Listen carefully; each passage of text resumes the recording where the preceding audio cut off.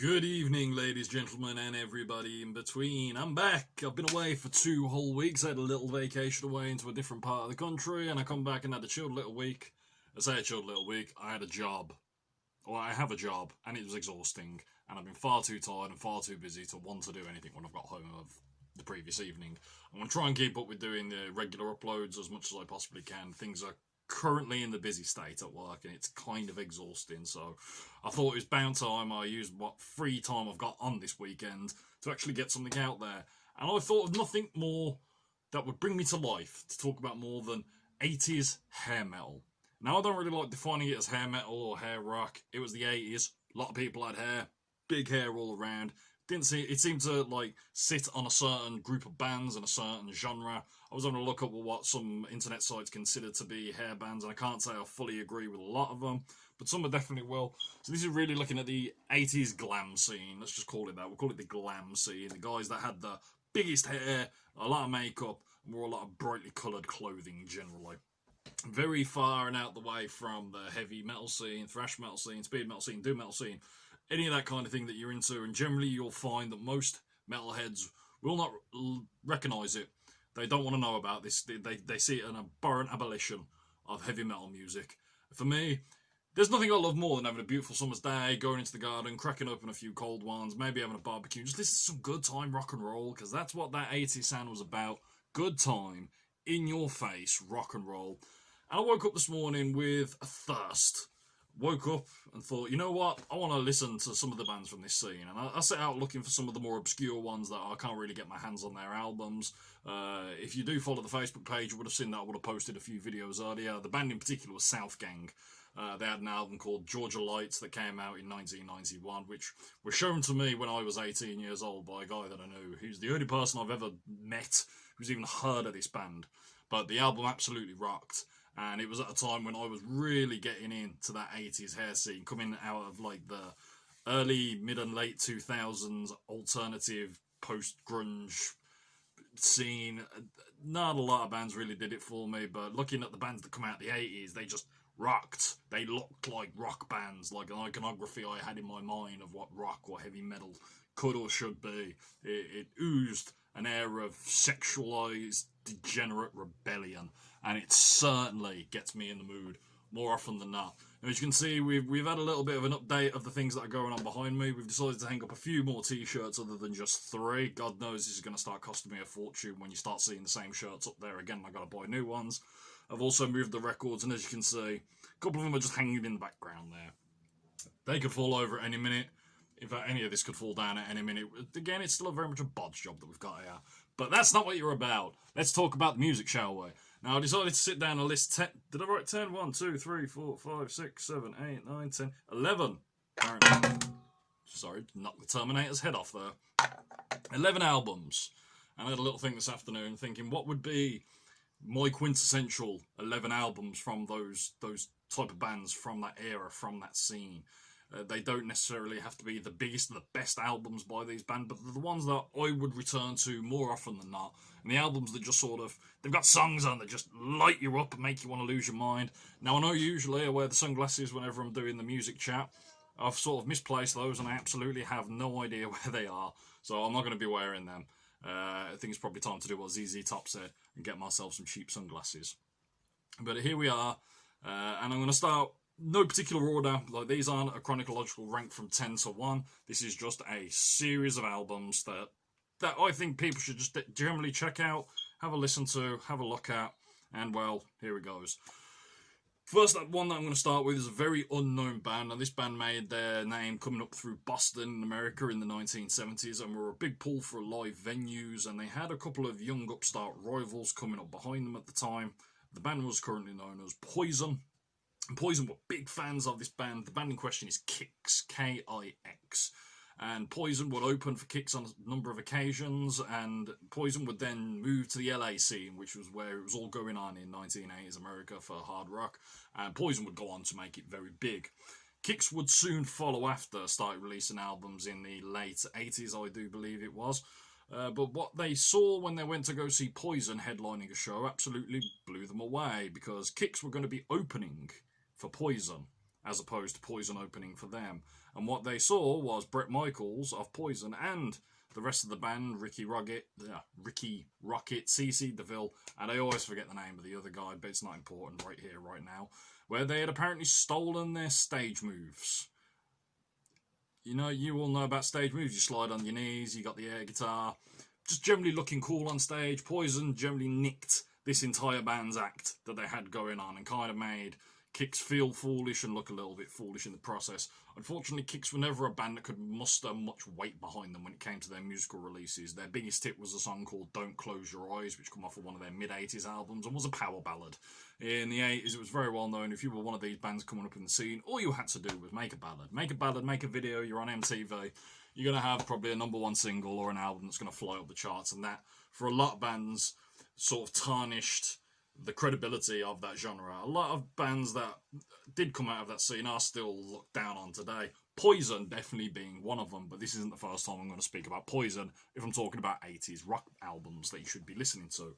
But in 1991, Kix released Hotwire, which for me was arguably probably their finest moment. It had some damn good tracks on it. The only problem, the only reason it didn't make success, well, it was 1991.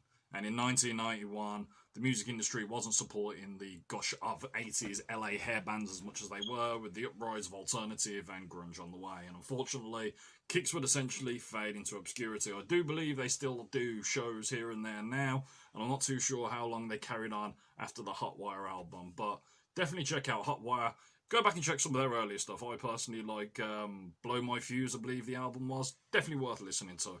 A lot of raunchy innuendo-like lyrics there. So, yeah, check out Kix. Great album. Great band. Great band. Next on my list is definitely another one that slides under the radar. Now, I first heard of this band when I was 13 years old. Playing a video game. Video games have played a big part in me and the music I listen to. The game was Grand Theft Auto Vice City.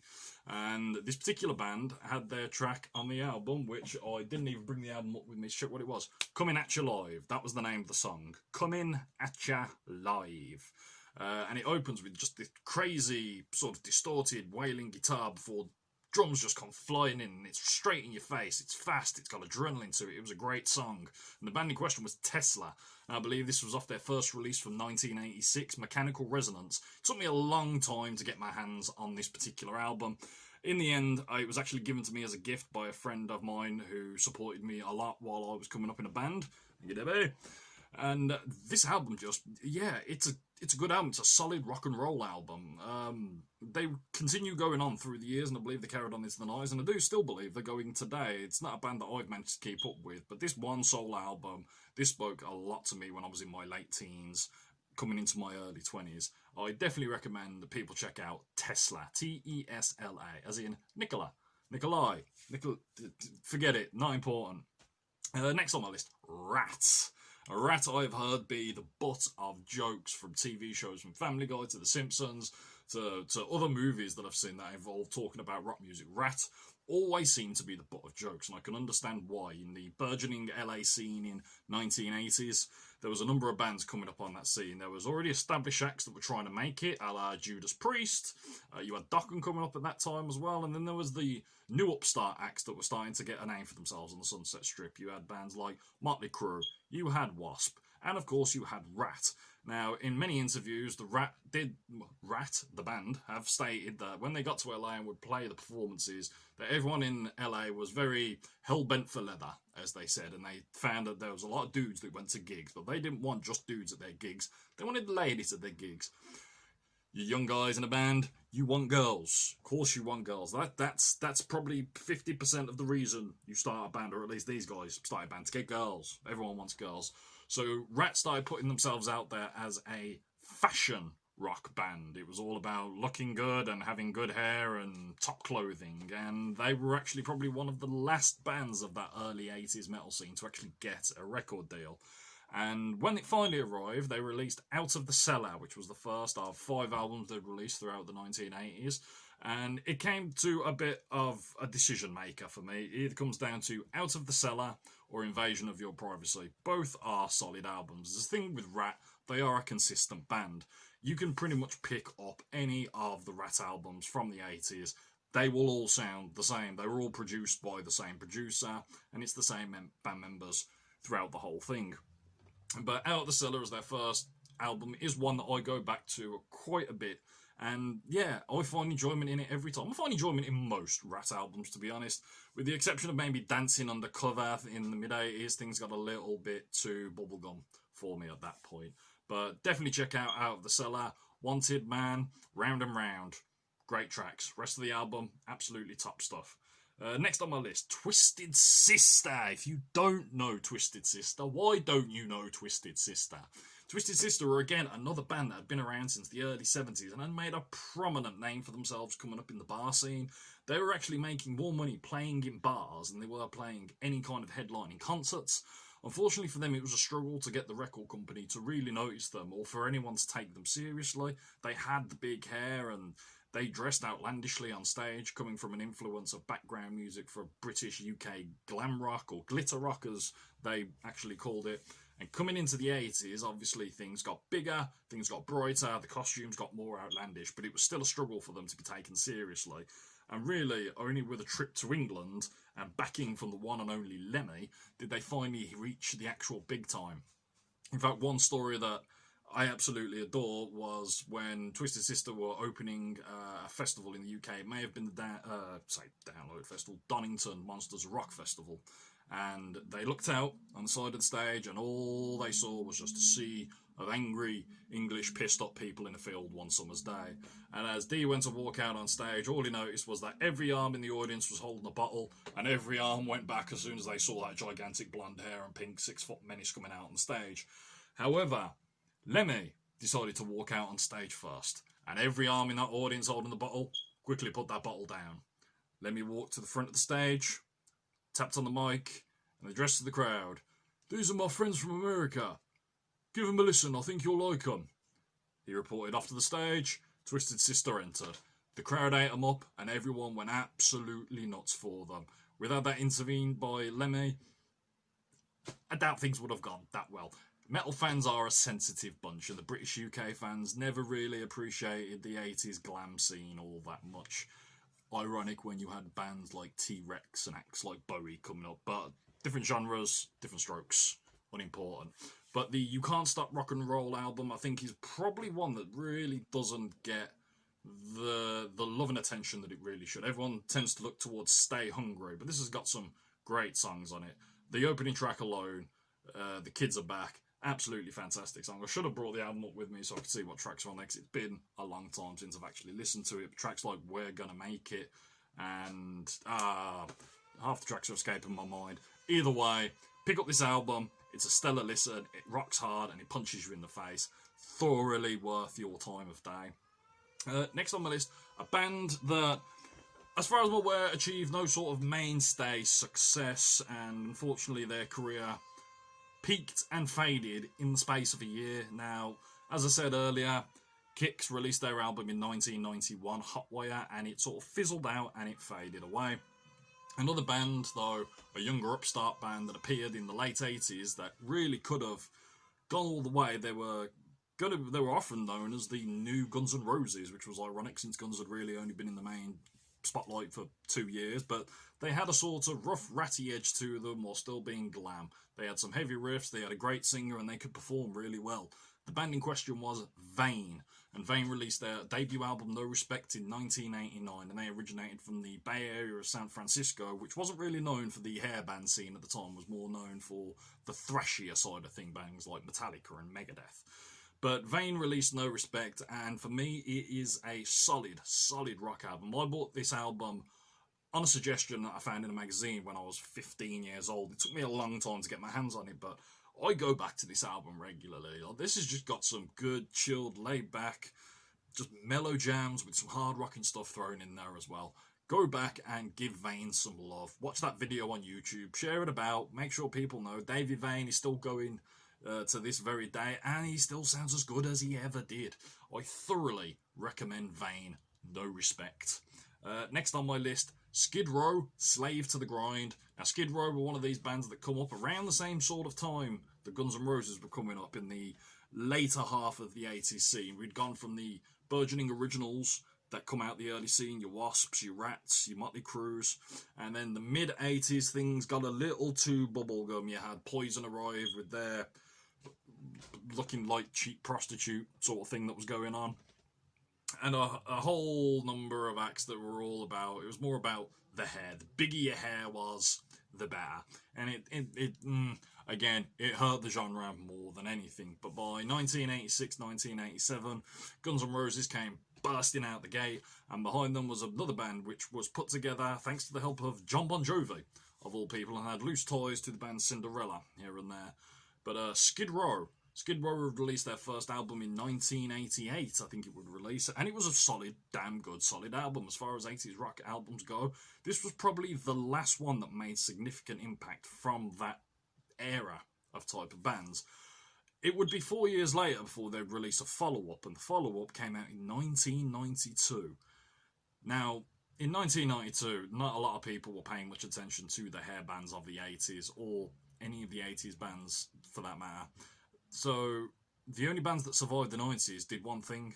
They got heavier, and Skid Row came back so heavy. Go and listen to the first Skid Row album titled Skid Row, then go listen to Slave to the Grind. It could be two different bands that you're listening to, but it's heavy, it's loud, it's in your face, and Sebastian Bach's voice just blows the roof off any building that you're studying. I cannot recommend Slave to the Grind enough.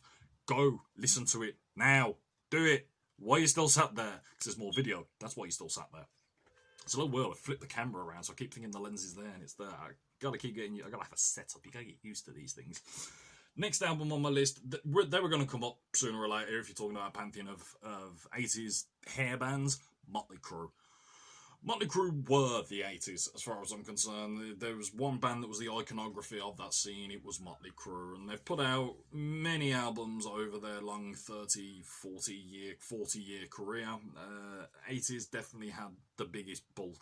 They were definitely a band that sort of dropped off as the 90s come round, only actually putting out, I think, 3 releases through the whole of the 90s that weren't really all that good, with the exception of the 94 album. But we're still in the 80s, we're talking about the 80s. So, Motley Crue had a pantheon of top flight singles and albums throughout the 80s, from Shout at the Devil, Looks That Kill, Home Sweet Home, Keep Your Eye on the Money, Smoking in the Boys' Room, Girls, Girls, Girls, Wild Side, You're All I Need.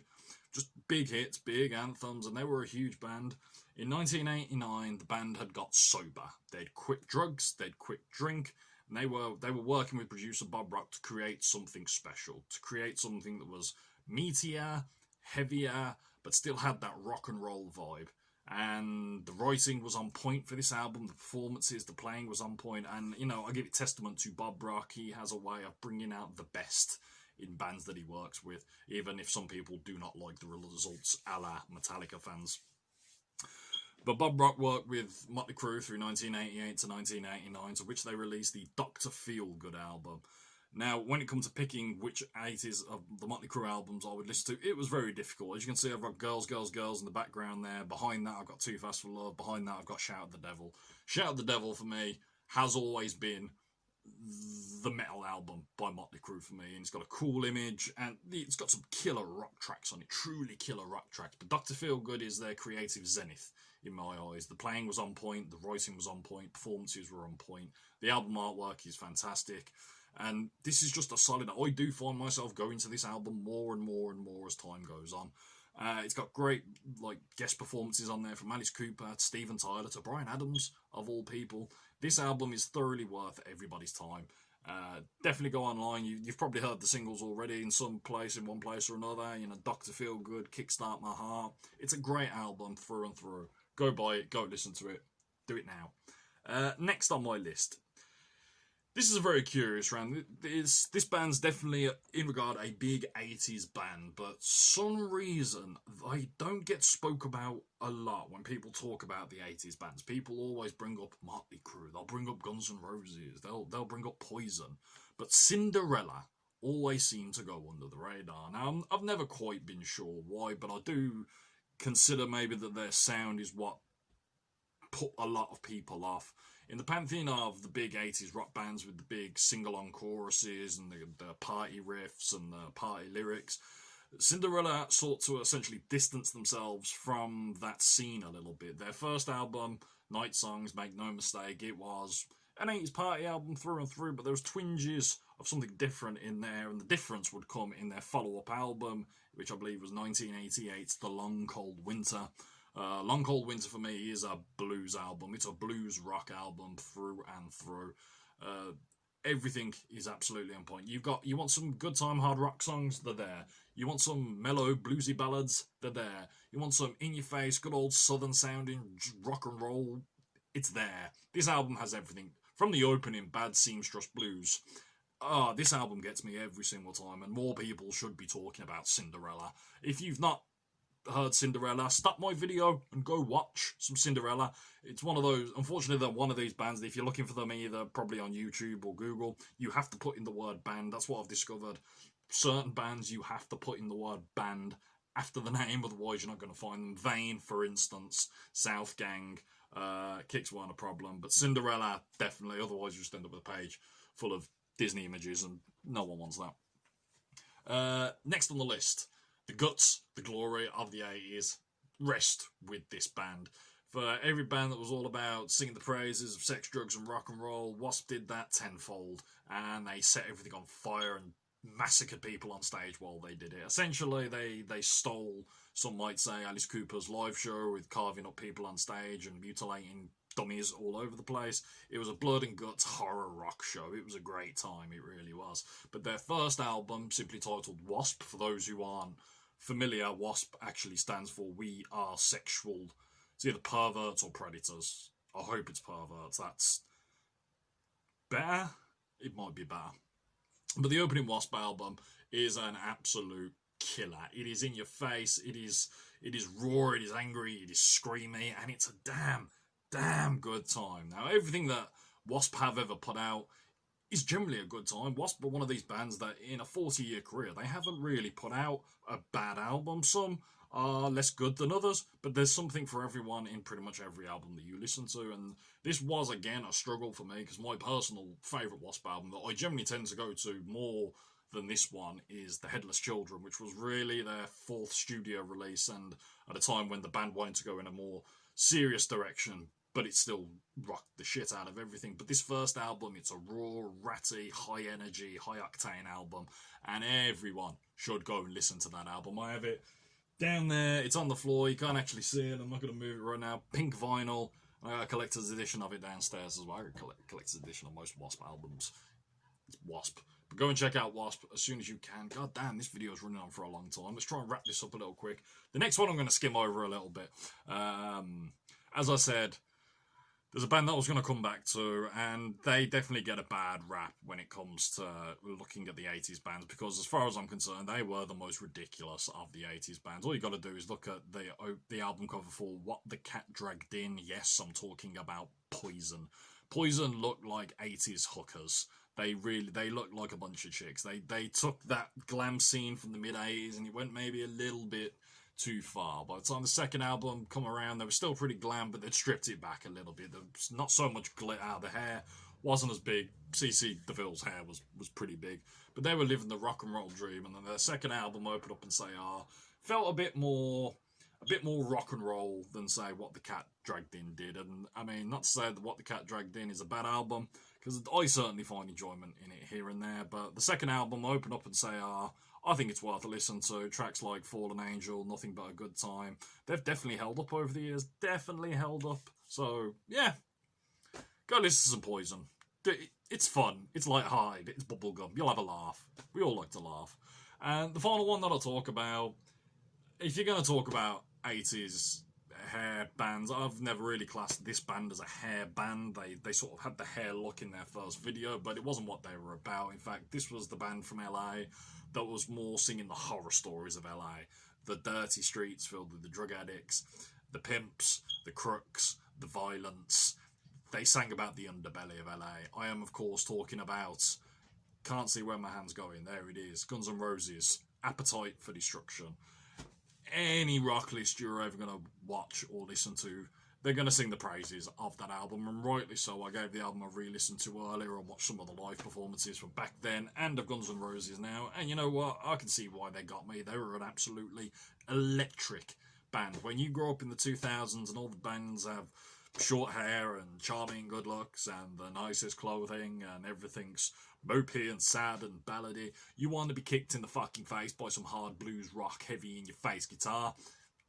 Guns N' Roses fucking delivered on every single front. There is a reason that people still speak about Guns N' Roses now, even though the fact that they only had really 6 albums in what at this point is over a 30-year career. That's not a lot of output, but the simple fact of the matter is that one album there, that one album is better than what most bands put out in an entire career, and it has carved them a undying legacy. 90 million albums sold worldwide. That thing right there is a beast. Appetite for Destruction by Guns N' Roses. You've heard the singles all day long, to the point where you probably don't ever need to hear Paradise City or Sweet Child of Mine again. Welcome to the Jungle I don't think gets played enough, but for those of you who haven't got sick of hearing them songs, go pick up the album, sit down and listen to this album. This album was my soundtrack to my teenage years. This was the first album I ever bought with my own money, and I've re-bought it repeatedly over the years. It is one of the greatest rock albums of all time, and definitely one of the greatest albums of all the 80s. So if you haven't, sort your life out, have a word with yourself, go find these albums, listen to these bands, share the music about, spread the love, spread the joy, because that's what the 80s scene is about. In hindsight, for someone who was never there and never got to experience it, I always saw the 80s scene as just a party, a good time for everyone to have. And over the years, it's definitely garnered more love and definitely has its fans and its followers. But in the overarching amount of things, it's still often looked down on, which is a shame for me as far as I'm concerned, because some great albums come out of it, some great acts, some great music come out of it. And to deny that, I think it's an abolition of music. It really is. So I'm going to wrap this one up now, because this has gone on for a lot longer than I expected it to. So I'll say ciao for now, and I'll see you next time. Like, share, subscribe, do the bell thing, all the things that you have to do to do the thing. I don't know. You know what to do. Thanks for watching, and I'll see you soon.